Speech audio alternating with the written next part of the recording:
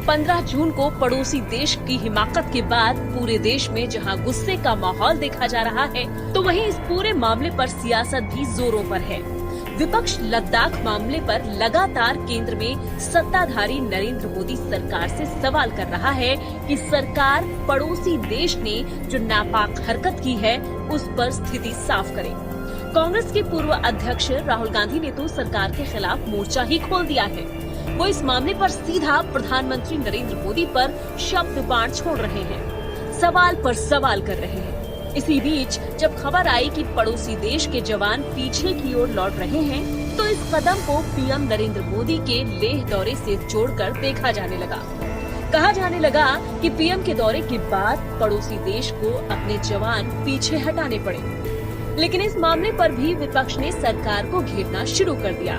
पड़ोसी देश के जवानों के पीछे हटने को लेकर कांग्रेस ने पीएम मोदी के उस बयान को याद दिलाया जो उन्होंने सर्वदलीय बैठक में दिया था।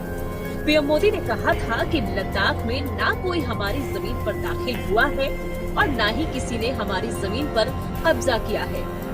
कांग्रेस ने पीएम के उस बयान को आड़े हाथों लेते हुए अब कहा है कि जब हमारे देश में पड़ोसी देश के जवान घुसे ही नहीं, तो अब वो जवान पीछे कहां से जा रहे हैं। कांग्रेस प्रवक्ता रणदीप सिंह सुरजेवाला से लेकर पवन खेड़ा ने कहा कि क्या प्रधानमंत्री नरेंद्र मोदी सर्वदलीय बैठक के समय दिया अपना वो बयान वापस लेंगे और माफी मांगेंगे कि भारतीय जमीन पर कोई नहीं घुसा है। कांग्रेस ने सरकार से ये भी सवाल किया है कि प्रधानमंत्री को देश को बताना चाहिए कि पड़ोसी देश कितने किलोमीटर और कहां पीछे हटा है और अभी किन इलाकों में उसने घुसने की कोशिश की है।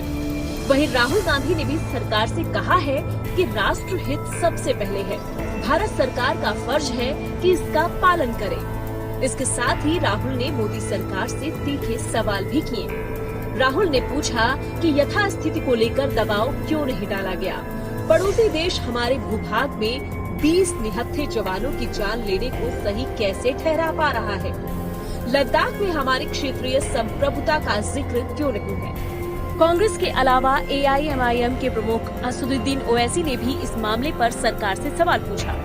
वैसे सवाल वाजिब भी है कि जब खुद प्रधानमंत्री नरेंद्र मोदी कह चुके हैं कि हमारी जमीन पर कोई नहीं घुसा, तो फिर अब पड़ोसी देश के जवानों के पीछे हटने पर क्यों इसे सरकार की जीत बताया जा रहा है। आखिर पूरे मामले पर क्या सरकार झूठ बोल रही है? इस मामले पर आप क्या सोचते हैं, हमें कमेंट करके जरूर बताएं। अगर आपको वीडियो पसंद आई हो तो इसे लाइक और शेयर करें। साथ ही साथ न्यूज कॉर्नर हिंदी को सब्सक्राइब कर बेल आइकन दबाना ना भूलें, ताकि देश और दुनिया की तमाम अहम खबर सबसे पहले पहुंचे आप तक।